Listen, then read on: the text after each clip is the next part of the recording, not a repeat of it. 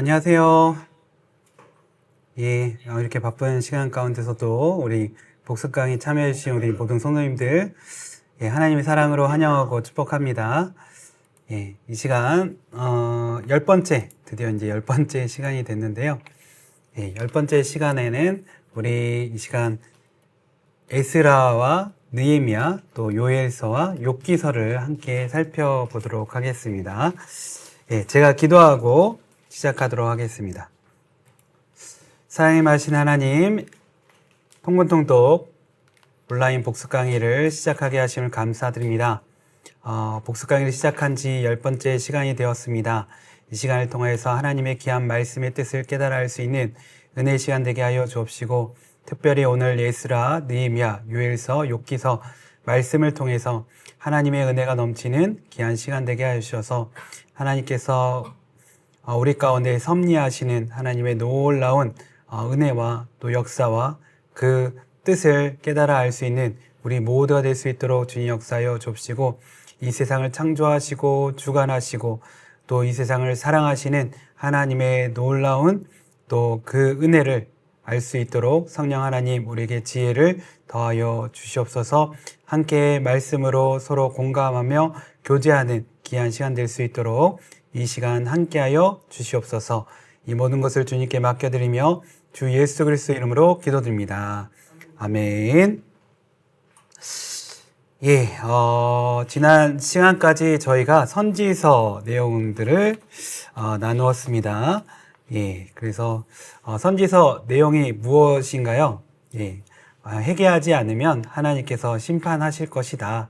또 하나님께서 우리를 회복하고 또 우리를 구원하실 것이라는 예언의 말씀들을 우리가 함께 나누었습니다. 그래서 그런 하나님의 역사하심을 통해서 하나님이 우리와 함께 하신다. 임마누엘 하나님, 여호와 삼마의 하나님을 우리가 함께 지금까지 나눴습니다. 이 시간은 이제 에스라와 느헤미야, 요엘서, 욥기서를 함께 살펴볼 텐데요.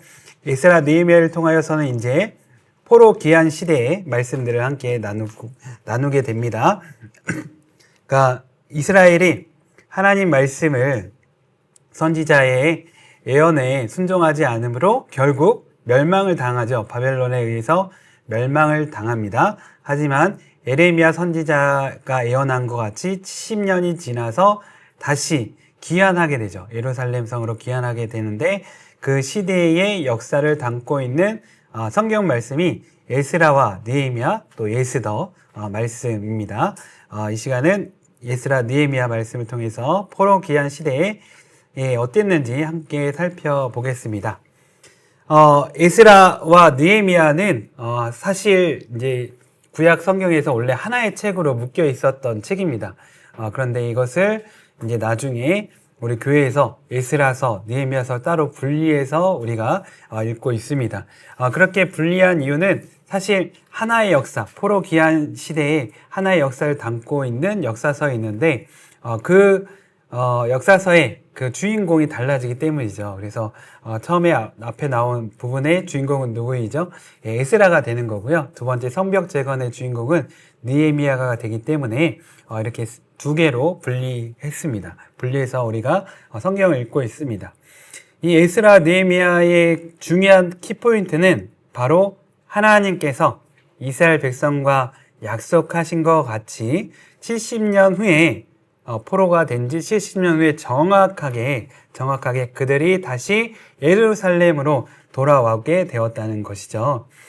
그래서 이 70년의 기준은 두 가지로 생각해 봅니다. 첫 번째는 처음 바벨론에게 침공을 당했을 때가 기원전 606년입니다. 그러면 70년이 지나면 70년을 빼면 몇 년이 되죠? 예, 정확히 536년이 됩니다. 536년이 되는데 그때 첫 1차 포로 귀환이 되었습니다. 그래서 이게 70년 시간이 되고요. 또 성전 기준으로 생각해 볼 수도 있습니다. 성전이 무너졌을 때가 최종적으로 남유다가 멸망해서 성전이 불타서 사라질 때가 기원전 586년인데 그것으로부터 70년이 정확히 지나서 516년에 성전이 다시 재건됩니다. 그래서 이렇게 70년의 애원을 성취를 두 가지로 우리는 보통 생각을 합니다. 처음 포로로 잡혀갔을 때부터 첫 포로로 귀환할 때, 이 70년 시간과 또 성전이 파괴되고 또 최종 다시 재건되었을 때를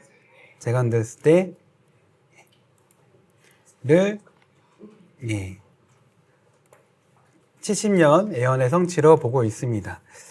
그래서 에스라는 1, 2, 3차의 포로 귀환의 사건들을 기록하고 있습니다.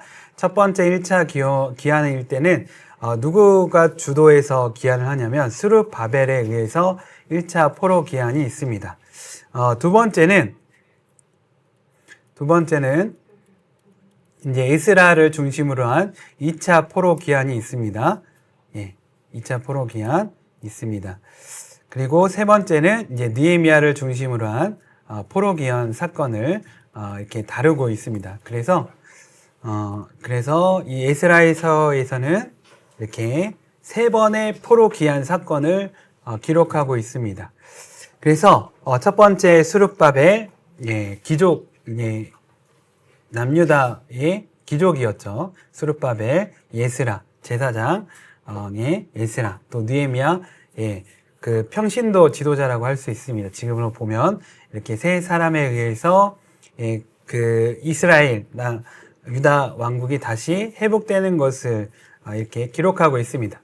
1차 귀환 때 제일 가장 많은 숫자가 귀환을 했습니다. 한 5만여 명 정도가 귀환을 했습니다. 그들이 예루살렘을 돌아온 이유는 바로 성전을 재건하기 위해서입니다. 하나님께서 성전을 재건하라 명령하셨기 때문에 그들은 하나님의 명령을 받아 다시 예루살렘에 들어오고 또 그 가운데서 성전을 재건하는데 여러 가지 어려움이 있었지만 그 모든 어려움을 믿음으로 극복하고 결국은 성전을 재건합니다. 그 중심에 누가 있었냐면 스룹바벨이라는 지도자가 있었습니다.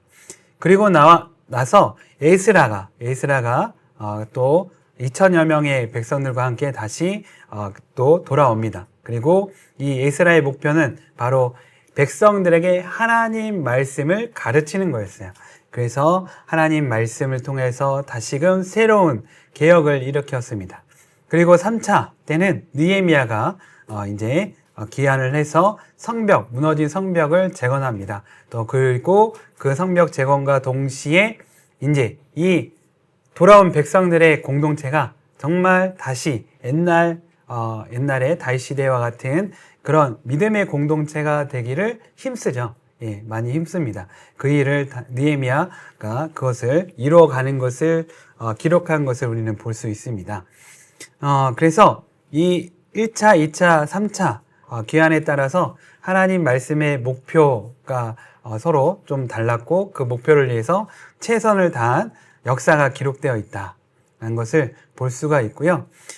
이 포로 귀환의 역사서를 통해서 우리가 무엇을 확인할 수 있냐면 하나님은 자신이 한 약속을 분명하게 기억하게 하고 계시고 그 약속을 분명하게 정확하게 지키신다는 거예요. 그래서 이사야서에서 이 포로 귀환을 명하는 왕의 이름이 나옵니다. 바로 고레스죠. 고레스에 대하여 이르기를 내 목자라 그가 나의 모든 기쁨을 성취하리라 예루살렘에 대해 이르기를 중건되리라 하며 성전에 대하여는 내 기초가 놓여지리라 하는 자니라. 그러니까 이사야 선지자가 그 하나님의 심판을 통해서 모든 것이 무너지겠지만 그것으로 끝이 아니라 고레스라는 왕을 통하여서 다시 그들이 돌아오고 그들이 성전을 재건하게 될 것이라는 것을 예언하셨어요. 이사야 선지자를 통해서 예언하셨는데 에스라에서 말씀에서는 정확하게 고레스가 황제가 돼서 그들을 다시 예루살렘으로 돌아가게 해서 성전을 재건하는 것을 보게 됩니다.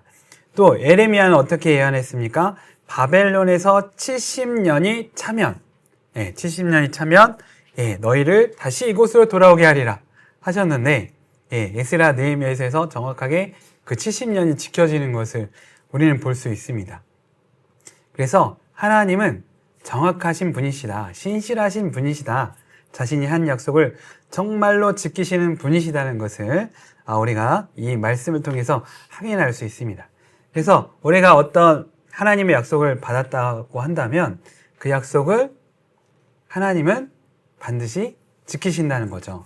우리는 이것을 성경 말씀을 통해서 기억해야 합니다. 이렇게 포로 기한을 통하여서 하나님께서 이스라엘 백성들에게 소망을 주시는데, 이 선지자서에서 주는 예언적 소망은 네 가지입니다. 네 가지. 메시아에 대한 예언의 성취, 미래의 메시아 왕이 올 것이라는 소망을 주시고, 또 새 성전에 하나님께서 임재하실 것을 약속하시죠. 또 이것을 통해서 열방의 하나님 나라가 재건되고 세워질 것이라는 약속을 주십니다. 이것은 뭐랑 연결돼요? 그 이스라엘 백성의 조상 아브라함에게 주신 약속이 성취될 것을 이렇게 이스라엘 백성들에게 소망으로 주셨습니다. 소망으로 주셨습니다. 그것들이 이제 이루어지는 것들을 우리는 에스라 느헤미야서를 통해서 확인할 수 있죠. 그래서 이것이 그냥 우리가 믿음의 사람들이 가만히 있는다고 해서 저절로 이루어지는 것이 아니라 어떻게 해요? 믿음의 사람들이 믿음으로 하나님 말씀에 순종하여 움직일 때 이 일들이 이루어진다는 거죠. 그래서 1차 때 뭘 했습니까? 성전을 재건했고 이것을 통해 하나님께서 그들 가운데서 임재하시게 되었고, 여호와의 산마의 소망이 이루어지게 되는 거죠. 또 2차 때 에스라의 그 말씀 개혁 운동을 통해서 하나님과의 관계가 다시 회복되게 됩니다. 회복되게 되고 3차 때 느헤미야가 성벽을 재건함으로 인해서 이 하나님과의 관계의 삶이 계속해서 이어져 갈 수 있도록 어떤 보호막을 마련하게 되는 것이죠. 보호막을 마련하는 것이 되는 것이죠. 그런데 이렇게 믿음의 사람들을 통하여서 또 믿음의 그 행동과 순종함을 통해서 하나님께서 이런 역사를, 이 예언적인 소망을, 선지자에게 했던 이 소망을 이루어 가시는 것을 우리는 볼 수 있습니다. 그런데 이 에스라 느헤미야에서 말씀의 결말이 흐지부지하게 끝나요. 흐지부지하게 끝내요. 그래서 에스라서나 느헤미야서랑 비슷한 구조를 갖고 있는데, 하나님의 역사로 페르시아 왕이 그 마음에 감동을 받아서 기적적으로 이 지도자를 보내줘요. 기한을 하게 돼서. 그래서 그 가운데 여러 가지 어려움이 있지만 이 모든 것을 이 지도자들이 이겨냅니다. 믿음으로 이겨를 내죠. 그래서 결국 하나님의 뜻을 이룹니다. 그런데 이상하게도 실망스러운 결말이, 그러니까 어떤 이스라엘 백성이 그 후로 정말 행복하게 잘 살았습니다. 아니면 뭐 부흥의 번성에 이렇게 뭐 때를 맞았습니다. 다윗과 솔로몬 시대에 그런 결말을 우리가 기대를 하는데, 그렇게 기대가 되지 말씀을 끝나는 것이 아니라 이스라엘 백성들이 어때요? 다시 옛날로 돌아가려는 모습, 그런 분위기 뉘앙스를 풍기면서 끝나요, 말씀이. 다시 옛날로 막 돌아가려는 그런 모습을 보여주면서 끝납니다. 그래서 이렇게 왜 끝나느냐라고 했을 때 생각해 볼 수 있는 것은, 아직까지 누가 오시지 않았기 때문에, 메시아 예수 그리스도가 오시지 않았기 때문에, 그리고 진정한 개혁은 이런 뭐 제도적이고 성전 건물이고 성벽의 이런 재건과 개혁을 통해서 이루어지는 것이 아니라, 진정한 개혁은 어디서 이루어지는 걸까요? 마음의 개혁을 통해서 이루어짐을, 이 역사서는 다시 우리에게 확인시켜 주는 거예요. 근데 이 새로운 마음의 개혁은 누구를 통해서 이루어질 수 있느냐? 결국 예수 그리스도, 우리에게 오시는 메시아를 통해서 이루어진다는 것이죠. 그래서 이런 것을 우리에게 한편으로는 알려주고 있다. 그러니까 우리가 왜 변화되지 않느냐? 우리의 삶이 왜 개혁되지 않느냐? 내 마음속에 뭐가 없기 때문에? 예수님이 없기 때문에, 예수님이 희미해지기 때문에 라는 것이죠. 그래서 우리가 진정한 삶의 변화와 개혁을 가지기 위해서는 예수님이 정말 내 마음속에 오셔서 내 마음의 중심이 되셔서 우리의 마음을 변화시켜 주셔야 된다는 거죠. 이것을 확인할 수 있습니다. 예, 에스라 1장 1절에서 5절 말씀 보면 하나님의 예언을 정확하게 이루어 가심을 볼 수 있습니다. 1절 말씀에 이렇게 시작하죠. 바사 왕 고레스 원년에. 아까 이사야가 150년 전에 예언했는데 그 왕의 이름이 정확하게 등장하고 원년이라는 것은 뭐예요? 고레스가 왕이 되자마자 이런 명령을 했다는 거예요. 왜 이런 명령을 했다는 거예요? 여호와께서 에레미야 입을 통하여 하신 말씀을 이루게 하시려고. 그러니까 하나님이 선지자를 통해서 백성들에게 하신 약속을 이루시기 위해서 하나님의 누구의 마음을 감동하신 거예요? 바사왕 고레스의 마음을 감동시키셨다라는 것이죠. 예. 그래서 하나님께서 우리에게 하신 약속을 이루시기 위해서 때로는 주변의 사람들의 마음을 감동케 하시기도 한다. 그리고 나랑 전혀 상관없는 정말 한 나라의 지도자 마음이라든지 세계의 뭐 어떤 유명한 사람의 마음까지도 감동시켜서 역사 자체를 바꾸신다는 거죠. 하나님은. 예. 그래서 이렇게 바사왕 고레스를 통해서 명령하십니다. 여기서 명령하시다가 나오죠. 뭘 명령하셨어요? 유다 예루살렘의 성전을 건축하라. 성전을 건축하라 명령하십니다. 여호와의 성전을 건축하라. 그래서 사람들이 어떻게 합니까? 이에 유다와 베냐민 족장들과 제사장들과 레위 사람들과 그 마음이 하나님께 감동을 받고 올라가서 예루살렘의 여호와의 성전을 건축하고자 하는 자가 다 일어나니. 예, 하나님의 성전을 건축하고자 이 사람들이 일어나서 자신의 땅으로, 예루살렘 땅으로 돌아갑니다. 근데 사실 이거 쉬운 결단은 아니었죠. 느헤미야서에서 나타났듯이 느헤미야가 3차 기원할 때도 어땠어요?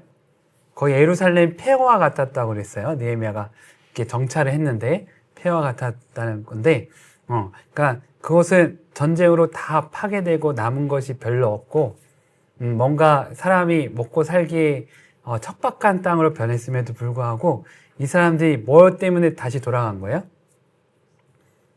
성전을 세우기 위해서, 성전을 재건하기 위해서 돌아갔다는 거죠. 예. 그러니까 그들의 모든 목표가 어디에 있는 거예요? 성전을 재건하는 데 있었다는 거예요. 성전을 재건하는데. 그래서 우리가 하나님을 예비하는 성전, 하나님께서 임재하시는 이 성전을 세우는 것이 정말 중요한 일인 것을 우리가 알 수 있습니다. 그리고 그 일을 통해서, 그 성전을 중심을 통해서 하나님께서 역사하신다. 그래서 이 모든 사건의 첫 사건이 뭐예요? 성전에 초점이 맞춰 있죠. 성전이 세워진 후에 하나님께서 말씀도 전해주셨고, 성전이 세워진 후에 성벽도 하나님께서 세우셨어요. 그러니까 하나님께서 사람들과 우리가 만날 수 있는 통로, 이 성전을 제1차적으로 중요하게 생각하신다라는 것을 우리가 말씀을 통해서 확인할 수 있습니다. 그래서 우리는 뭘 세워야 돼요? 성전을 세워야 됩니다. 성전을. 예. 근데 이렇게 성전을 세우고 여러 가지 개혁을 했지만 아까 말씀드린 대로 이스라엘 백성들이 다시 옛날로 돌아가려는 모습을 보입니다. 근데 그렇게 하지 않기 위해서는 우리의 마음을 새롭게 해야 된다. 라는 또 말씀을 주시는데 이것이 이제 요엘서 말씀이죠. 요엘서 말씀입니다. 요엘서는 다른 선지서와 다른 특징들이 있습니다. 특징들이 있는데 그 첫 번째 특징이 무엇이냐면 언제 쓰여 있는지 명확하게 기록되어 있지 않아요. 선지서는 역사적 배경을 기록하고 있습니다. 이 예언이 어떻게 나와 있는지를 사람들에게 알게 하기 위해서 어떤 왕 때에 내가 예언했다. 뭐 어느 시대에 아니면 뭐 그 바벨론이 뭐 이렇게 침공할 때라는 뭐 하여튼 역사적 배경들이 등장하는데 요엘서에서는 그런 역사적 배경이 나오지 않아요. 그래서 정확한 시대를 알 수가 없습니다. 그런데 성경학자는 이 요엘서가 에스라 느헤미야 시대에 기록됐을 것이다 라고 짐작을 해요. 왜냐하면 이 요엘서에는 이미 다른 많은 성경책들의 말씀들이 담겨 있기 때문이에요. 그래서 이사야 말씀, 뭐 아모스, 나훔, 뭐 오바댜, 이런 에스겔, 이런 선지서들의 말씀이 있다는 것은 그 이후에 기록됐다는 거잖아요. 그래서 최소한 에스라 느헤미야 시대에 기록된 것이 아닐까라고 짐작을 하고 있습니다. 그리고 특별히 요엘은 이스라엘의 어떤 특정한 죄를 비난하지 않아요. 비난하지 않고 무엇에 대해서 강조해서 말하고 있냐면 여호와의 날이 임할 것이다. 여호와의 날을 강조를 합니다. 특별한 죄 때문에 이런 여호와 날이 임하는 것이 아니라 여호와의 날이 임할 것이기 때문에 회개하여 마음을 새롭게 해야 한다 라는 게 요엘서의 주제예요. 그래서 요엘서는 특별히 여호와의 날을 강조하고 있다. 그리고 여호와의 날을 묘사하고 있고 이것이 후대 사도들이 인용하는 말씀이 되죠. 인용하는 말씀이 됩니다. 특별히 회개의 중요성을 여호와의 날에 대한 회개의 중요성을 말하고 있다. 그래서 여호와의 날은 좋은 날일까요? 나쁜 날일까요? 좋은 날이야잖아요. 좋은 날이었는데 요엘서는 여호와의 날이 무서운 심판의 날로 말씀하고 있습니다. 말씀하고 있지만 그렇게 심판으로 다 끝나지 않고 그것을 통해서 하나님께서 이 세상의 악을 물리치시고 이 세상을 구원하신다. 말씀이 요엘서예요. 그래서 요엘서에 등장하는 역사적 사건이 있는데 그것은 바로 메뚜기 때 재앙입니다. 메뚜기 재앙. 아마 그때 메뚜기 때 재앙이 있었던 것 같아요. 그리고 이것을 통해서 하나님이 여호와의 날의 무서움을 알려주세요. 그러니까 너희가 지금 메뚜기 때 재앙 이런 것을 봤을 텐데 그것보다 더 무서운 날이 여호와의 날이라는 것이죠. 그리고 이런 것을 이렇게 일으키시는 최종 통치자가 누구시냐? 바로 하나님이시다. 그래서 이런 재앙 같은 메뚜기 때 재앙이 정말 무서운데 이것을 누가 하시느냐? 요엘서 2장 25절에 보면 내가 전에 너에게 보낸 하나님이 보냈다는 거죠. 그냥 자연의 우연한 일로 일어난 재난이 아니라는 거죠. 근데 여호와의 날도 갑자기 이런 메뚜기 때의 재앙이 갑자기 닥친 것 같이 닥칠 거지만 그것이 갑자기 닥쳤기 때문에 우리는 이것이 우연히 일어난 일이라고 생각할 수 있지만 절대 그렇지 않고 하나님의 뜻에 따라서 일어난 심판의 사건이다. 사건이라고 말하고 있습니다. 그리고 이런 사건을 이렇게 주신 이유는 이것을 통해서 이런 고난을 통해서 이스라엘 백성을 어디로 이끄시기 위해서라는 것이냐? 회개로 이끄시기 위해서이다. 회개로 이끄시기 위해서이다. 우리가 평안하고 이렇게 모든 것이 잘 풀리고 이러면 내 죄에 대해서 잘 모르죠. 내 죄에 대해서 잘 몰라요. 그래서 자식을 망치는 가장 지름길은 뭔가요? 뭐라고 하나요? 혼내지 않는 거예요. 잘못한 거에 대해서 그러니까 쉽게 말하면 훈육을 하지 않는 거예요. 자녀를 훈육하지 않는 것이 자녀를 망치는 가장 빠른 지름길이다 라고 말을 하는데 그러니까 이런 고통이 있을 때 사람들은 자신의 잘못을 돌아보게 된다는 거죠. 그리고 이것을 통해서 자신의 죄가 무엇인지를 깨닫고 하나님 뜻에 따르지 아니하고 내 마음과 내 고집과 내 욕심대로 산 것이 무엇인지를 돌이켜서 회개하라고 촉구하고 있습니다. 그리고 이런 미래에 이런 메뚜기 때 재앙보다 더 큰 심판의 여호와의 날이 임할 텐데 그때를 대비해서 우리는 회개해야 된다라고 말하고 있습니다. 회개하면 하나님께서 용서하시고 회복시켜주시고 은혜를 더해주신다. 왜? 하나님은 은혜롭고 자비로우시고 노하기를 더디하시며 인애가 크신 분이시기 때문이다 라고 말하고 있습니다.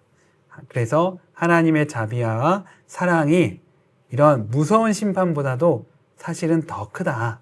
그래서 이것을 믿고 하나님께 돌이켜 회개함으로 돌아오라 라고 말씀하고 있습니다. 그래서 이렇게 회개를 하면 하나님께서 어떻게 해주시느냐? 침입자를 물리쳐 주세요. 이 메뚜기 떼는 대적으로 이제 요엘서에서 이렇게 비교를 하는데, 이런 침입자를 무찔러 주시고, 메뚜기 떼로 인해서 땅이 이제 황폐화됐을 거 아니에요? 망가졌을 거 아니에요? 그 땅을 회복시켜 주시고, 또 하나님께서 이스라엘 백성 가운데 임재하심으로 그 백성들을 감사와 행복의 삶으로 인도하여 주신다는 거죠. 그래서 지금의 이 메뚜기 떼 재앙 때도 그렇지만, 이것이 또 미래의 여호와의 날에도 연결을 돼서 미래의 여호와의 날을 대비해서 우리가 회개할 때 하나님께서 똑같이 대적을 물리쳐 주시고 온 세계를 회복시켜 주시고, 하나님의 영이, 성령이죠, 백성 가운데 충만하게 된다고 이렇게 말씀하고 있습니다. 그래서 우리가 잘 아는 말씀이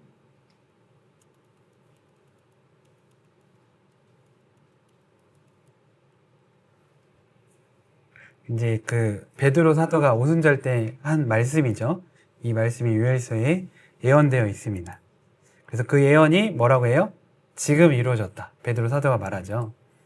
하나님께서 우리에게 회개에 대해서 계속해서 요엘서는 강조하고 있습니다. 너희는 옷을 찢지 말고 뭘 찢어야 된다고요? 마음을 찢어야 된다. 마음을 새롭게 해야 된다. 진정 마음으로 회개해야 된다. 너희 하나님 여호와께로 돌아올지어다. 그는 은혜로우시며 자비로우시며 노하기를 더디하시며 인애가 크시사 뜻을 돌이켜 재앙을 내리지 아니하시나니. 그래서 이거 어떻게 보면 또 요나서 사건과 또 연결이 되죠. 그 니느웨 성 사람들이 회개하니까 하나님께서 어떻게 했어요? 즉시 돌이키셔서 재앙을 거두셨죠. 요엘서는 그런 하나님 말씀의 뜻을 전하고 있습니다. 이것이 언제 이루어졌느냐? 바로 오순절 성령이 임함으로 우리 가운데 이루어졌기 때문에, 사실 어떻게 보면 여호와의 날은 미래의 먼 사건이 아니라 이미 우리에게 일어나고 있는 거예요. 일어나고 있는 거예요. 그래서 우리 가운데 뭐가 있어요? 무서운 심판의 여호와의 날이 이미 있고, 또 그 가운데 회개하는 자는 어떻게 될까요? 구원을 받게 되는 거죠. 구원을 받게 되는 거죠. 그래서 요엘서 말씀 2장 말씀에 이렇게 있습니다. 27절부터 32절 말씀인데요. 그런즉 내가 이스라엘 가운데 있어 너희 하나님 여호와가 되고, 그러니까 이 여호와의 날에 하나님께서 뭘 하시려고 하시는 거예요? 너희 하나님 여호와가 진정한 너희 하나님 여호와가 되려고 하시는 거예요. 그러니까 우리의 마음속에 진정한 우리 인생의 주인으로 하나님을 영접하게 하시려고 하시는 거예요. 그래서 이것을 통해서 내 백성이 영원히 수치를 당하지 아니하리라. 이전에 이스라엘 백성들이 어땠어요? 포로가 돼서 계속 수치를 당하는 삶을 살았잖아요. 근데 이 여호와의 날에는 이 이스라엘 백성들이 이제 더 이상 수치를 당할 일이 없다는 거예요. 하나님의 백성으로서 하나님 은혜 가운데서 거하게 될 것이다 라고 말씀하고 있습니다. 근데 그것이 어떻게 이루어지느냐? 하나님의 영이 우리 가운데 임함으로 하는데, 여기서 하나님의 영이 임할 때 어떤 일이 일어납니까? 너희 자녀들이 장래일을 말할 것이며 너희 늙은이는 꿈을 꾸며 너희 젊은이는 이상을 볼 것이며. 그러니까 성령을 받은 사람들의 공통점이 뭐예요? 한결같이 갖는 공통점이 뭐예요? 미래에 대한 소망, 꿈, 비전을 갖는다는 거예요. 그런데 이거는 우리가 흔히 갖는, 내가 몇 년 지나면 30평 저 푸르지오 아파트를 살 거야. 몇 년 지나면 그랜저 뭐 제네시스 이런 차를 살 거야. 이런 소망하고 다른 거예요. 다른 거예요. 그것은 우리가 갖고 싶고 원하고 싶고 이런 거지만 이 하나님이 성령을 통해서 주시는 비전은 내 삶의 원동력이 되는 비전이에요. 예, 내 삶의 원동력이 되는 비전이에요. 그러니까 힘을 주는 비전이에요. 힘을 주는 비전. 그래서 고난이 닥쳐도 이 비전을 가진 사람은 쓰러지지 않아요. 넘어지지 않아요. 낙심하지 않아요. 절망하지 않아요. 예, 그런 비전이에요. 흔들리지 않게 하는 그냥 뭐 표현을 잘 못하겠는데 하여튼 뭐랄까 특별한 소망이라고 할 수 있는 거죠. 그러니까 진정한 내 삶의 의미를 알게 되는 비전. 내가 왜 이 세상에 살아가야 하며 이 세상에 살아가는 이유. 그래서 내가 지금 이렇게 현재 있음으로 인해서 이것을 통해서 하나님께서 이루어질 미래의 일을 알게 됨으로 인해서 내 지금 살아가는 지금 이 시간에 그 삶의 에너지가 생기는 게 성령이 주시는 비전입니다. 좀 어렵긴 한데 좀 이해가 되시나요? 좀 이해가 되시나요? 이게 구체적으로 제가 말씀할 수가 없는 게 각자에게 주시는 하나님의 비전이 다 다르기 때문에 그렇거든요. 그러니까 예를 들어서 이제 하나님께서 그 아브라함을 부르셨을 때 어떤 꿈을 주시나요? 어떤 꿈을 주셨나요? 그러니까 그쵸. 모든 민족이 너로부터 나오는데 그 민족이 누구를 예배해요? 하나님을 예배하게 될 것이라고 말씀하시잖아요. 예. 그것으로 인하여 아브라함은 살아가는 거죠. 예. 그 늙은이가 그 소망을 가지고 살아가는 거죠. 아무 말도 통하지 않고 자신의 친척도 아는 사람 하나 없고 애롭고 그 가나안 땅에서 이 늙은 아브라함이 살아가는 원동력이 그 꿈에서 나오는 거죠. 그 꿈에서 나오는 거죠. 그러니까 성령이 주시는 꿈과 소망은 이런 거라는 거죠. 그래서 이 성령의 꿈과 비전을 받으면 내가 어디에 살아가든 상관이 없는 거죠. 그러니까 우리가 부담스러워하는 찬양이 있죠. 아굴골짝 빈들에도 부름받아 나서니면 참 부담스럽죠. 근데 이게 성령을 진짜 받으면 성령의 충만함을 받아서 뭔가 하나님의 꿈을 가지게 되면 그런 것조차도 가게 되는 거죠. 그래서 성령 충만함을 받은 사람을 이 세상이 이길 수 없는 거예요. 이 세상을 이길 수 없는 거예요. 죽음도 두려워하지 않고 그렇게 가는데 하나님의 그 주신 꿈, 소망을 향해서 그렇게 가는 사람을 누가 꺾을 수 있겠습니까? 누가 꺾을 수 있겠어요? 그래서 성령이 주시는 꿈과 소망은 이런 것이다. 그래서 이런 여호와의 날이 이를 때 하나님께서 뭐라고 말씀하고 있습니까? 누구든지 여호와의 이름을 부르는 자는 구원을 얻으리니 이는 나 여호와의 말대로 시온산과 예루살렘에서 피할 자가 있을 것이며 남은 자 중에 나 여호와의 부름을 받을 자가 있을 것임이니라. 지금은 구원의 때라는 거죠. 지금은 구원의 때. 우리가 회개하여 하나님께 돌아오면 하나님께서 우리를 구원해 주시고 하나님께서 부르셔서 하나님의 영광스러운 뜻을 이루는 일에 함께 동참하게 하시는 거죠. 그런 꿈을, 소망을 우리가 성령을 통해서 받기를 기도하겠습니다. 그래서 요엘서는 우리의 마음을 새롭게 해야 된다. 우리의 마음을 개혁해야 된다라고 이렇게 말씀하는 우리에게 메시지를 전해주는 말씀입니다. 우리가 욥기서를 이제 살펴볼 텐데요. 욥기서를 어떤 책이라고 생각을 하시나요?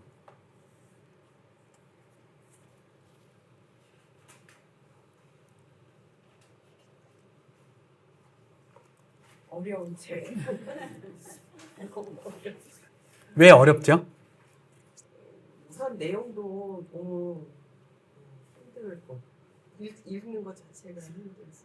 사실 줄거리는 어려운 줄거리가 아니죠. 네. 그죠? 정말 의롭게 신실하게 사는 사람인데 애기치 않은 고난을 당해요. 모든 것이 다 무너지는 고난을 당하죠. 네. 그런데 그 고난에 대한 이유를 찾아가는 이야기예요. 찾아가는 이야기고 결국은 그것에 대해서 하나님께서 말씀해 주신 것으로 이 욥기서는 마칩니다. 이야기를 마칩니다. 마칩니다. 그래서 줄거리는 이야기는 어렵지 않은데 이 하나님의 뜻을 우리가 이해하기 어렵죠. 사실 우리의 상식으로 이해하기 어렵죠. 그래서 욥기가 상당히 어려운 책이지만 꼭 읽어봐야 할 책이긴 하죠. 꼭 읽어봐야 할 책입니다. 그래서 욥기는 여러 가지 면으로도 독특한 그 특성을 갖고 있습니다. 우선은 등장인물이 그 주인공이 이스라엘 사람이 아니라는 거죠. 우선은 그것도 되게 신기하죠. 먼저는 등장인물 자체가 이스라엘 사람이 아니에요. 그리고 아까 요엘서와 또 마찬가지로 역사적 시기에 대한 정확한 설명이 없습니다. 또 배경 자체도 어디예요? 이스라엘 땅이 아닌 우스라는 지역이에요. 우스라는 지역이에요. 그래서 이렇게 배경, 역사, 또 인물까지 이렇게 모호하게 하는 이유는 이런 이 고난이라는 이것이 특정한 사람에게만 일어나는 일이 아니라 모든 사람에게 일어날 가능성이 있기 때문에 이렇게 기록을 한 겁니다. 그래서 욥의 고난이 제기하는 질문들에 대해서 우리가 생각해 보도록 하는 말씀입니다. 그래서 이 우스라는 지역을 이제 성경학자는 여러 가지로 생각을 하는데 이제 이스라엘 땅의 북쪽으로 생각할 사람도 있고 남쪽 땅으로도 생각하는 사람이 있습니다. 그것은 이제 이 욥의 우물 또 욥의 무덤 이런 것들 또 유적이 또 남아 있고 그렇기 때문인데요. 또 이슬람 사람들도 욥을 숭상해요. 그래서 욥의 아버지가 예서라고 생각한다고 합니다. 이슬람 사람들은 그러니까 이슬람의 코란에 성경이 같이 있는 건 알고 계시죠? 이슬람 종교가 성경을 받아들였어요. 근데 그 성경 근데 하나의 애언서로 이제 정경보다는 애언서로 이렇게 생각하기 때문에 그렇긴 하는데, 그래서 이스라엘 사람들도 욥을 좀 중요하게 생각하고 있습니다. 그래서 이 에서의 아버지라고 생각하는 이유는 성경에 이런 말씀이 있기 때문이에요. 우스 땅에 사는 딸 에돔아 즐거워하며 기뻐하리라. 잔이 내게도 이를지니 내게 치하여 벌거 벗으리라. 그래서 이 말씀에 따르면 오히려 남쪽의 우스 땅이 이 땅일 가능성이 좀 더 크다. 이 말씀에 따르면 에돔 족속이 살던 땅에 있어야 되니까 그렇긴 한데 확실한 증거는 없다. 이것만 그냥 아시면 될 것 같습니다. 중요한 거는 이제 말씀에 왜 이 말씀이 우리에게 주어졌냐는 것을 우리가 아는 거죠. 생각해 보는 거죠. 욥은 어떤 사람인가요? 서두에서 바로 욥에 대해서 정의를 하죠. 욥은 어떤 사람이요? 흠이 없는 사람, 정직한 사람, 하나님을 경외하는 사람. 나무랄 데가 없죠. 흠 잡을 데가 없습니다. 근데 누구는 흠을 잡아요? 사탄은 흠을 잡아요. 사탄은 흠을 잡아요. 그러니까 하나님이 이런 욥과 같이 흠이 없고 의로운 자를 보았느냐 하니까 사탄이 뭐라고 말합니까? 아니에요. 하나님께서 많은 것을 좋은 걸 주시니까 하나님을 경외하는 거지. 하나님 그거 다 뺏어봐요. 그러면 바로 욥은 하나님을 저주하고 비난하고 비판할 것입니다. 이렇게 고발을 합니다. 흉을 보죠. 그러니까 놀라운 것은 뭐예요? 그 사탄의 말에 하나님이 동의를 한다는 거예요. 예. 그래서 그래. 그러면 네 말이 맞는지 욥에게 고난을 이제 허락을 합니다. 그래서 욥이 어떻게 되죠? 재산을 다 잃어요. 재산을 다 잃어요. 그 다음에 자녀를 다 잃죠. 그 다음에 자신의 건강까지도 다 잃게 됩니다. 잃게 됩니다. 그래서 그렇게 되니까 어떻게 돼요? 사람들조차 욥으로부터 등을 돌려요. 등을 돌려요. 아무것도 다, 그러니까 모든 것을 다 잃어버리고 아무것도 가지지 않은 상태가 되니까 사람들이 등을 돌려요. 심지어 아내와 친구들까지도 등을 돌립니다. 그래서 모든 것을 다 잃어버린 고난이 욥의 고난이다. 그러니까 이런 고난 당한 분을 보셨나요, 혹시? 지금까지 살아오면서 모든 재산이 다 없어져, 자식들이 다 죽어. 그래서 자식을 조금씩은 어떤 쓰러지는 나을 수 없는 병에 걸려. 그래서 사람들이 다 손가락질해. 이런 사람을 보셨나요? 겪지는 않지만 부분 부분으로 다 겪었죠. 겪었죠. 예, 이런 고난을 이제 욥이 겪습니다. 그래서 이런 이야기를 우리가 보면서 우리는 뭘 생각하게 돼요?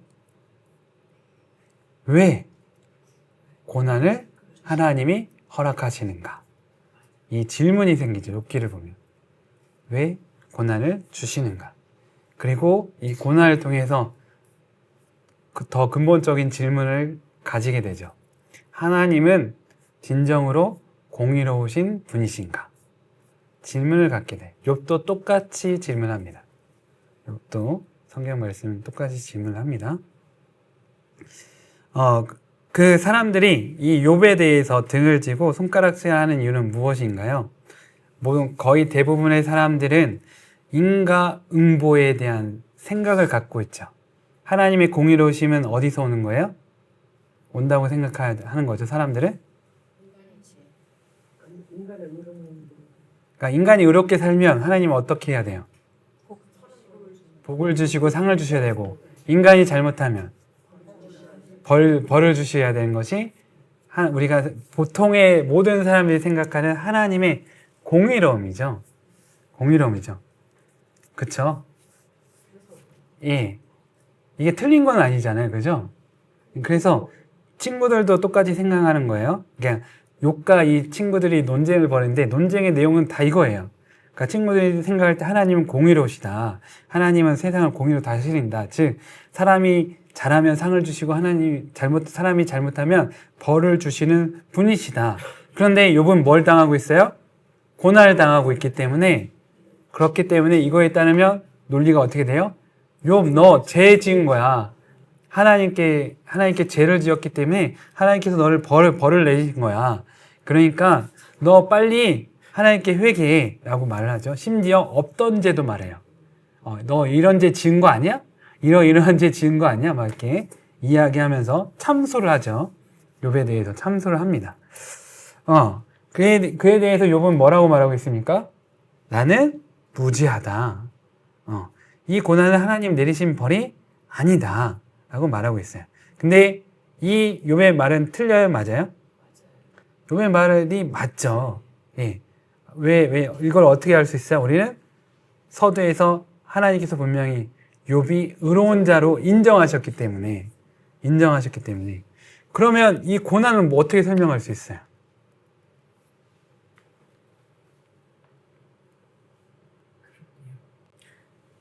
어떻게 설명할 수 있겠어요? 두 가지로밖에 생각할 수 없어요. 욥도 그렇게 생각하게 되는데, 의로운 자가 고난을 받으면 두 가지예요. 하나님은 의로운 자를 고난에서 지키지 못할 만큼 무능력하시던지, 그죠? 두 번째는 하나님은 의로운 자에게도 벌을 내리시는 만큼 불의하시던지. 그렇죠. 논리가 두 가지밖에 안 나오지 않나요? 결론이? 그렇죠. 이런 예. 그렇게밖에 해석할 수가 없는 상황을. 예. 맞아요. 그러네요. 그 능력지 못하시는. 이제 예전에 그 정말 이제 하나님을 잘 믿는 청년이 교회에서 이제 결혼을 했어요. 그래서 정말 그 결혼해서도 믿음의 삶을 살아가고, 이렇게 뭐 자신의 시신 죽으면 뭐 각막이나 이런 것까지 그러니까 사람들의 기증서를 쓸 만큼 착하고 선한 사람이었는데, 이제 남편이 밤늦게 퇴근하고 돌아오다가 택시를 타고 오는데 사고로 갑자기 죽은 거예요. 택시를 타고 돌아오는 길, 교통사고가 나서. 그 순간 아내가 든 생각이 이 생각이었어요. 이렇게 신실한 사람을 사고로부터 못 지켜주시는 하나님은 무능력하시던지, 아니면 이런 신실한 남편을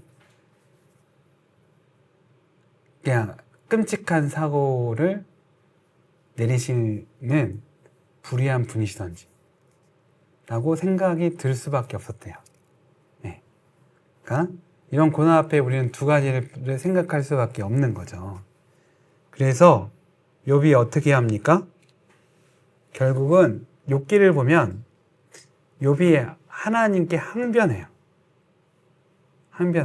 결국은 죽는 게 낫다 막 이렇게도 얘기하고 여러 가지 막 이야기를 하면서 하나님께 항변을 합니다. 그래서 하나님, 나에게 대답해 달라고 이렇게 대들어요. 어떻게 보면 좀 이렇게 막 정말 대드는 식의 이런 말들이 쓰여 있습니다. 이제 이런 것을 보면서 이제 다른 새로운 사람이 등장을 해요. 엘리후라는 사람이 등장합니다. 그래서 엘리후가 이 욥을 혼냅니다. 그럼 너 하나님께 그렇게 대들면 안 돼. 하나님께 그렇게 원망하고 그렇게 하면 안 돼. 라고 얘기하면서 엘리후가 말합니다. 이 엘리후의 저기는 그래, 하나님은 공의로우시다. 하나님은 공의로 다스리신다. 하지만 이 고난을 내리시는 이유는 미래에 죄를 짓지 않도록 하는 경고이고, 또 이 고난을 통해서 우리를 성숙하게 하시기 위함이다. 이렇게 말을 해요. 그러니까 뭔가 고난에 하나님의 뜻이 있다라고 말을 해요. 이 말은 맞을까요? 틀릴까요? 아닌데 어려워. 맞을까요? 틀릴까요? 욥기에서는 뭐라고 말하고 있나요? 엘리후가 맞다고 말하고 있나요? 틀리다고 말하고 있나요? 어떤 판단도 하고 있지 않아요. 앞에 세 친구는 하나님께서 분명히 X, 틀렸어라고 말해요. 근데 엘리후에 대해서는 분명히 맞다, 틀리다 말하지 않습니다. 왜 그럴까요? 엘리후의 그 주장은 어떤 때는 맞고 어떤 때는 틀리기 때문이에요. 그냥 해석이 되니까. 맞기 때문이 아니었어요? 맞는 게 아니에요. 예. 왜냐하면 하나님께서 욥한테 말씀하시는 말씀의 포인트는 엘리후의 관점이 아니에요. 그래서 정확한 답은 아니에요. 맞는 부분은 있지만 완전한 답은 아니다. 왜냐하면 욥의 고난은 그런 의미로 주어진 게 아니기 때문이에요. 욥을 더 성숙하게 하기 위해서, 믿음을 더 좋게 하기 위해서, 미래에 죄를 짓지 않게 하기 위해서 주신 고난이 전혀 아니기 때문이에요. 아니기 때문에. 그러니까 우리가 당하는 고난 가운데서는 그런 우리를 정말 성숙하게 하게 하고 뭔가 더 우리의 삶을 나아지게 하는 그런 고난도 있을 수 있지만, 하나님의 특별한 뜻이 있을 수 있지만, 정말 우리가 그 고난의 이유에 대해서 알 수 없는, 이해할 수 없는 그런 고난이 있다는 거예요. 아까 예를 드는 사건도 마찬가지예요. 그 아내가 생각한 사건도 마찬가지예요. 그런 고난을 닥쳤을 때 이 아내의 믿음이 더 좋아질 가능성이 클까요? 더 나빠질 가능성이 클까요? 나빠질 가능성이 크잖아요. 누가 봐도 그거는 확실한 거잖아요. 예? 확실한 거잖아요. 그런데 왜 그런 고난을 하나님께서 허락하시는 거죠? 우리에게? 우리 교회에서도 보지 않나요? 정말 믿음으로 기도 열심히 하시고 하시는데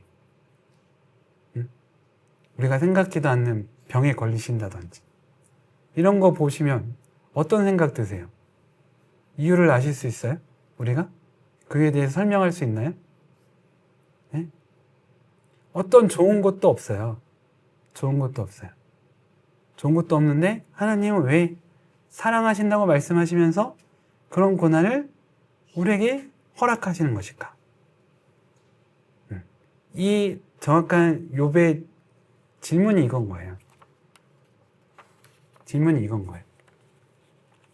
알 수 없는 고난이 우리 인생 가운데 분명히 있는데 그 알 수 없는 고난은 누구에게도 일어날 수 있는 일이고 그 고난을 닥쳤을 때 우리는 이것에 대해서 어떻게 받아들여야 되느냐 라는 질문이 여기에 있는 거예요.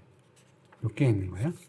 그래서 이 욥의 고난을 우리는 어떤 하나님의 특별한 뜻이 있어, 뭐 섭리가 있어 이렇게 욥기를 보시고 그렇게 생각하시면 욥기를 잘못 보신 거고 하나님은 말씀하세요. 욥의 이 질문에 대해서 하나님은 어떻게 말씀하십니까?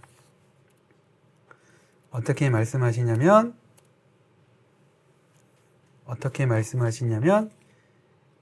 우주의 신비를 보여주세요. 욥에게. 그러면서 너 이런 우주를 보고 있지? 나와 함께 보고 있잖아? 너 이 우주 너가 만들 수 있어?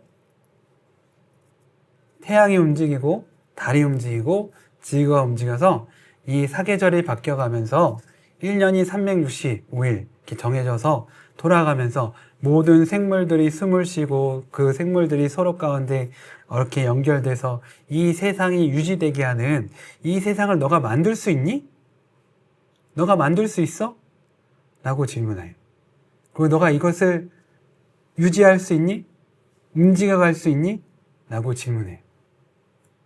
뭐 하나 조금만 틀어줘도 이 세상은 망하는 거예요.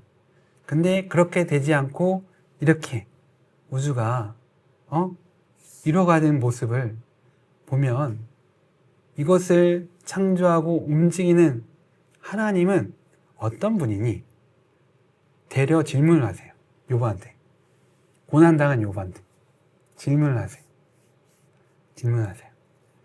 그러면서 이제 그 두 가지 동물을 하나님께서 보여주면서 얘기했는데 베헤못과 리오야단이라는 짐승을 보여줍니다. 근데 이 짐승은 어떤 짐승이냐면 사람에게 있어 보였을 때는 지극히 위험한 동물이에요. 그런데 하나님께서 이 짐승에 대해서 악하다고 말하지 않아요. 사람이 봤을 때는 위험하고 악할 수 있는 그것인데 하나님은 이것을 악하다고 말씀하지 않으면서 이 모든 것도 뭘 나타낸 거냐? 하나님의 놀라우신 능력을 나타내는 것이란 거죠. 네. 그러니까 우리가 고난을 정말 나쁜 악으로 생각하고 그렇게 바라보기도 하지만 이 하나님의 전체 세계에서는 오히려 하나님의 선한 질서, 아름다움에 속해 있는 것일 수 있다는 거예요. 것일 수 있다는 거예요. 그러니까 즉 뭐냐 하면 고난 너희가 그 뜻을 알 수 없잖아. 그것은 너희가 나의 피조물이기 때문이야. 이 세계에 속한 피조물이기 때문이야. 피조물이 하나님의 전체적인 정말 궁극적인 뜻과 그것을 절대 알 수 없다라는 거예요. 알 수 없다는 거예요. 그러니까 이유 없는 고난이 닥칠 수 있는데 그 고난에 대한 답을 인간은 찾을 수 없다라는 것이지만 그 가운데서도 우리는 무엇을 믿어야 되느냐?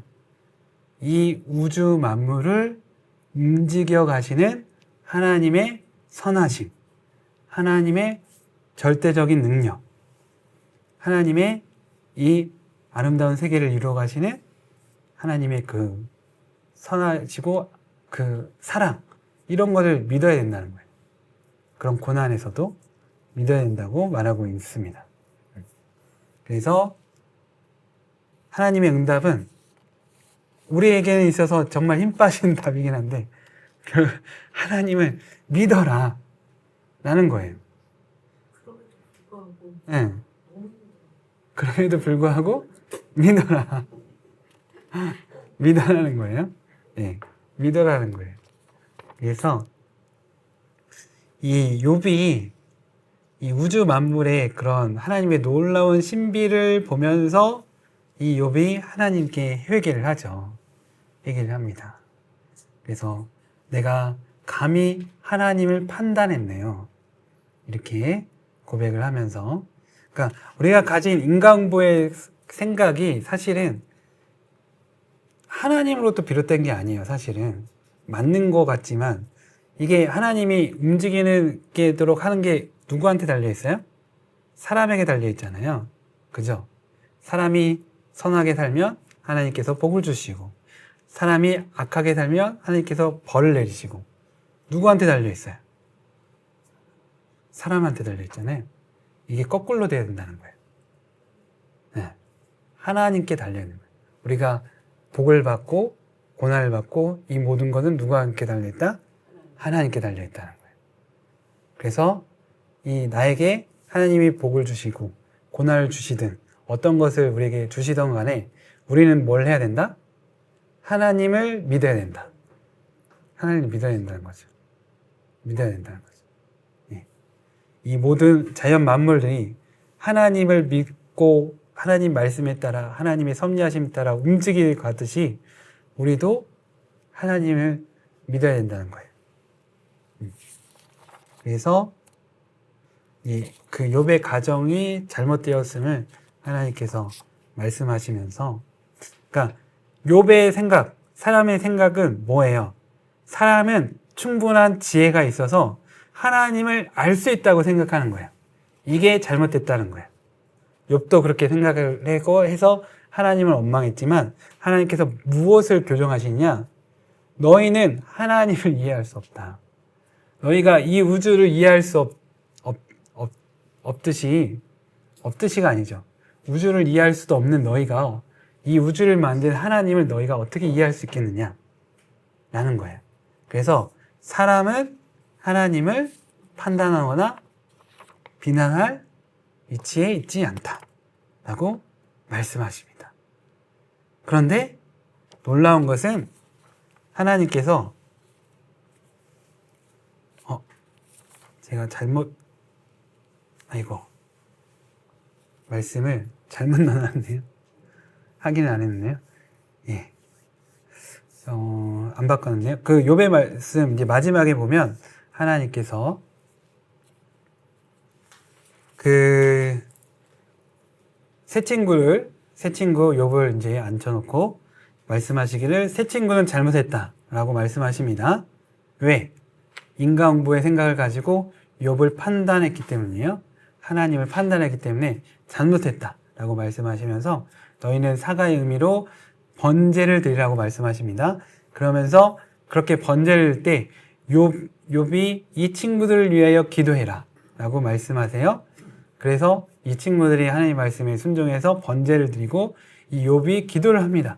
그런데 하나님이 뭐라고 말씀하시면 욥의 이것을 인하여 기뻐하셨다 라고 말씀하세요. 예, 기뻐하신 후에 욥에게 하나님의 복을 주시는 말씀으로 이렇게 마무리되고 있는데, 거기서 놀라운 것은 하나님이 욥이 옳도다라고 말씀하세요. 욥이 옳았나요?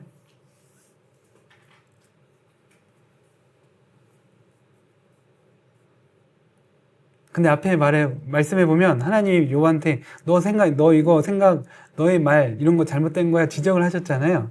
근데 결론에서는 또 하나님이 욥이 옳도다라고 말하고 있어요. 말해줬을 때 그거를 순종하고 그대로 따랐기 때문에. 그래서 그러니까 무엇에 대해 옳다고 말씀하신 걸까요?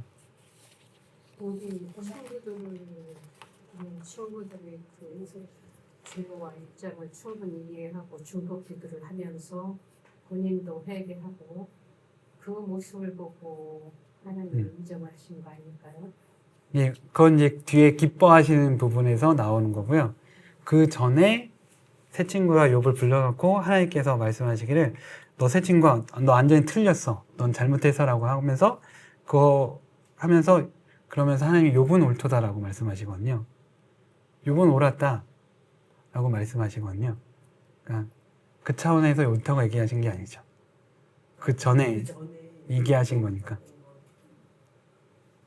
하나님의 주권을 인정해서 그런 거 아닐까요? 아니죠. 주권을 지금 너는 잘 인정하지 못하고 있다고 말씀하신 거잖아요. 그 전에 왜 옳다고 얘기를 했느냐. 갑자기 그러게요. 왜 옳다고 했지? 그것은 욥의 기도에 대해, 그러니까 고난을 당했을 때 하나님께 드린 욥의 기도에 대해서 하나님이 옳다고 하신 거예요. 그러니까 이 욥이 하나님께 어떻게 기도했냐면 솔직한 마음과 감정을 하나님께 토로했어요. 그게 옳다. 그게 옳은 거예요. 예. 또 우리 그러니까 교회에서도 그걸 그러니까 친구들이 틀린 거는 그들은 하나님에 대하여 말했어요. 하나님은 이러한 분이야. 하나님이 이러한 분이니까 이렇게 하신 거야. 라고 말했는데 욥은 어떻게 했어요? 하나님에 대하여 말한 게 아니라 하나님께 기도했어요. 하나님께 말했어요. 하나님께. 사람들은 하나님에 대하여 말하기를 좋아해요. 근데 그건 틀린 거예요. 그것보다는 뭐예요? 하나님께 말하는 게 옳은 거예요.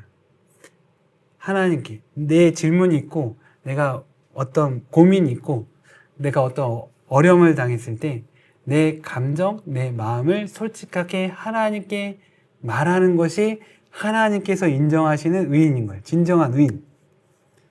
그러니까 어떤 앞에서 말한 고난을 겪기 전에 욥이 하나님 앞에 경건하고 거룩한 삶을 살아간 것도 하나의 의가 될 수 있지만 하나님께서 진정으로 인정하시는 의는 하나님께 솔직하게 나가는 나의 모든 것을 다 보여주면서 하나님께 솔직하게 기도하는, 그러니까 그것이 진정한 하나님에 대한 신뢰라는 거죠.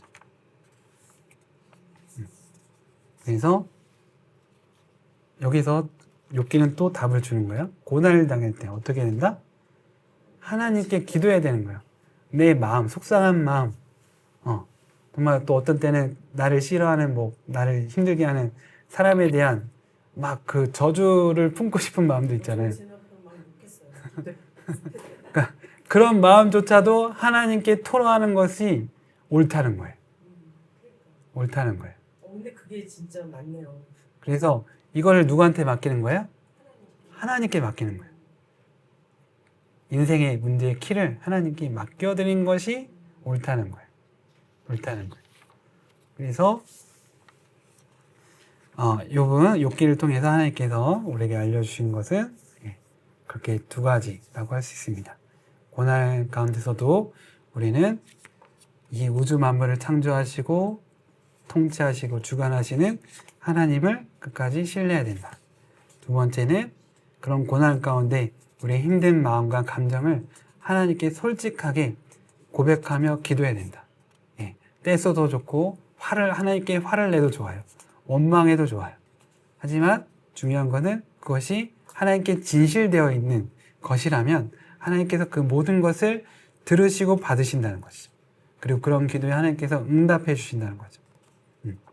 그것을 통해서 우리가 말로만 듣던 하나님이 아니라 눈으로 보는 하나님을 만나게 되는 거죠. 그러니까 욥의 마지막 고백은 무엇이었나요? 이전에는 내가 귀로만 듣기만 했는데 하나님에 대해서 귀로만 듣기만 했는데 이제는 하나님을 대면하여 보게 되었습니다. 라고 말하고 있잖아요. 그래서 우리는 고난 가운데서 하나님께 솔직하게 기도함으로 하나님을 대면하는 사람이 되어야 합니다. 그래서 오늘 강의는 여기서 마치고요. 제가 정말 고난에 대한 좀 좋은 영상이 있어서 이게 영상 볼 때마다 문제가 생겨서 그렇긴 한데 워낙 영상이 좋아서 한번 시도는 해보겠습니다. 딸 넷에 저 아들 하나인데요. 제가 넷째예요. 셋째 누님이 계세요. 가장 사랑하는 누님인데 임신을 못하는 거예요. 어느 날 전화가 왔어요. 제가 100일 기도를 했는데 지금 애를 뱄어. 한 3개월이 지났어요. 근데 우리 누님한테 전화가 왔어요. 한영아 지금 아파 죽겠어. 도끼로 내 다리를 자르는 것 같아요. 그래서 제가 비행기를 타고 주말에 가봤어요. 혹시 척추에 암덩어리가 있는 게 아닌가. 차마 말을 못하고 누나 내일 꼭 병원에 가야 돼. 월요일 날 누님이 병원에 갔더니 암덩어리가 척추 뒤에서 이 뼈를 부시면서요. 엑스레이를 찍어보니까 척추하고 두 다리 남고 뼈가 다 부셔졌어요. 미국 의사들이 놀라가지고 어떻게 이럴 수가 있냐고. 그리고 혼수상태 들어가고 그 아이는 8개월 만에 이렇게 핏덩어리 나왔는데 살았어요. 코케인을 섞은 약을 줘도요. 고통 속에서도 아파해요. 그래서 우리 가족 회의를 해가지고 전체 마취를 하기로 했어요. 이제 마취사가 오는데 우리 아버님이 제 손을 잡고 한영아 네가 좀 따라 들어가. 가서 누나 손 마지막으로 잡아주고 좀 기도해줘. 같이 들어갔어요. 이제 마취를 이렇게 하려고 하는데요. 우리 누님이 눈을 이렇게 뜨는 거예요. 배고파 그래요. 배고픈 사람을 마취하면 이거 안락사야. 일단 캔슬하고 내일 다시 의논하자고 나와가지고 27년을 사신 거예요. 살이 썩고요, 뼈가 나오고요, 그 다리가 계속 아프고요, 걷질 못. 그 아픈 몸을 가지고요. 또 그 아픈 사람들을 찾아가는 거예요. 루게리병 환자한테 찾아가는 거예요. 그리고 감옥에 가서 감옥에 있는 자들을 섬기고요. 그때 한참 젊을 때 인턴 때 이렇게 병원에 있는데 어떤 소년의 음성이 신음하는 소리가 들려요. 그래가지고 거기 들어가 봤더니요, 한 16살 먹은 소년인데 암덩어리가 이 뼈를 치고 나와서 눈 뒤에서 눈알이 바깥으로 나와 있어요. 옛날 같으면 아무 느낌이 없죠. 근데 공감이 가는 거예요. 공감. 우리 누님이 아프니까 집에 돌아왔어요. 돌아와서 불었는데 잠이 안 와요. 옛날 같으면 잘 잘 텐데. 다시 바지를 입고 옷을 입고 밤 10시에 병원에 다시 갔어요. 방에 들어가니까 어머니 할머니 그 소년이 끙끙 앓고 있어요. 얘야, 나는 네 담당 그 의사가 아닌데 나한테 누님이 한 명이 있어. 그리고 우리 누나 이야기를 막 해줬어요. 그랬더니 이 친구가요, 그 아픈 가운데서 이렇게 웃어요. 근데 성령님께서 거기 역사하기 시작하시더라고요. 그래서 내가 너한테 꼭 하고 싶은 말이 있어. 인생은 왔다 가는 건데 정말 고난스럽지. 그렇지만 예수님께서는 우리 대신 고난을 받으셨어. 그리고 그분은 우리를 대속해서 십자가에서 돌아가셨어. 예수님을 영접하면 이 다음에 천국에 가서 우리 함께 잘 살 수 있어. 너 예수님 영접할래? 이랬더니 이 친구가 나 예수님 영접할래요 그래요. 제가 혹시 기도해도 될까요? 기도해달래요. 그래서 기도를 했어요. 제가 평생 해보지 못했던 것을요, 그 고난의 공감 때문에 하게 된 것이에요. 그 다음날 새벽같이 그 방에 갔더니요, 새벽 3시에 죽었대요. 이 다음에 천국 가서 우리 이제 만날 거예요. 그죠? 고난을 아파만 하면요, 그것은 우리를 절망에 이르게 합니다. 그러나 우리가 우리의 고난을 그리스도의 고난으로 조명하면서요, 그리스도의 고난과 이웃의 고난에 우리가 동참하면요, 그것은 공감으로 성화됩니다. 그래서 고난은 신비예요. 그러한 그리스도의 고난이 저 여러분들의 삶 속에서 열매를 맺게 되기를 주님의 이름으로 축원드립니다. 고난에 대해서 우리가 그리스도 고난에 조명하면 그 모든 고난을 우리가 이겨낼 수 있을 줄 믿습니다. 기도하고 마치도록 하겠습니다. 사랑하신 하나님, 오늘 말씀을 통해서 고난 가운데서도 하나님을 신뢰하고 믿음으로 하나님 말씀에 순종함으로 하나님의 뜻을 이루어갔던 또 에스라, 느헤미야, 또 스룹바벨에 대한 이야기를 들었습니다. 또 그 가운데서도 또 우리의 마음을 새롭게 함으로 성령을 받아 하나님의 비전을 품은 자가 되어야 함을 요엘서를 통해서 배우게 되었습니다.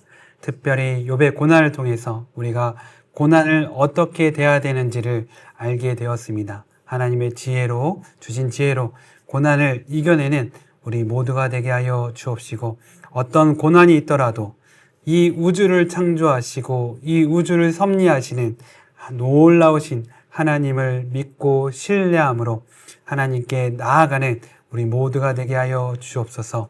하나님에 대하여 말하기보다는 하나님께 말할 수 있는 사람이 될 수 있도록 우리 모두에게 기도의 영을 부어 주시옵소서. 그러므로 정말 주님과 함께 이 세상 가운데 동행하며 내 마음속에 하나님을 모시고 살아가는 우리 모두가 되도록 주님 역사하여 주시옵소서. 이 늦은 시간까지도 함께 강의에 참여한 우리 모든 성도님들에게 하나님의 은혜와 사랑을 더하여 주시옵소서. 이 모든 것을 주님께 맡겨드리며 주 예수 그리스도 이름으로 기도드립니다. 아멘. 감사합니다. 감사합니다. 수고하셨습니다.